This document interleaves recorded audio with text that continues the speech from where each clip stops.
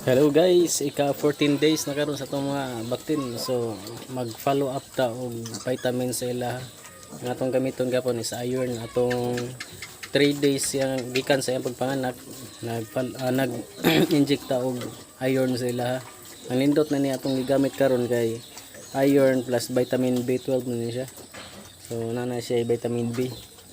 Nya karon kay ika 14 days man niya follow up na pud ta ani og iron na pod nya ika 1 week na pod ika 21 days follow up na ta og bilamil kan vitamin B complex.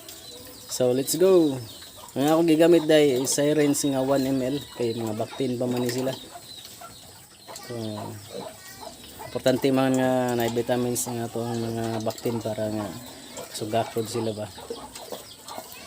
Muligon ang ilang immune system, di kay sila sakiton, abtik sila. So karon magsugod ta guys.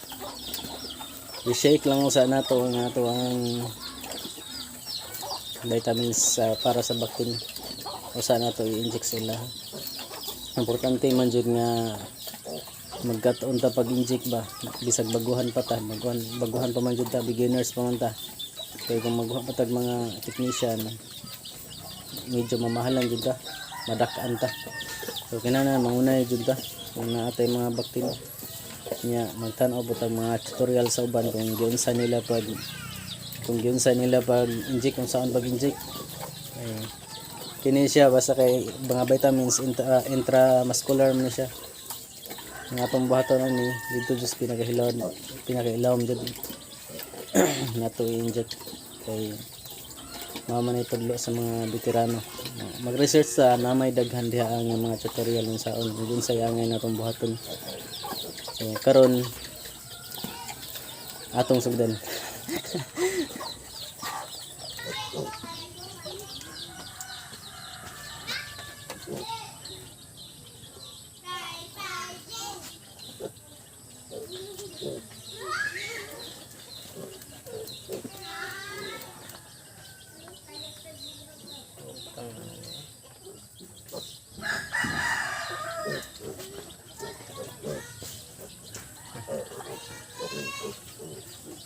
Ulo ito bang ayaw ulo ka na ayaw kukusa saan kukusa ka na yang ulo ito bang ko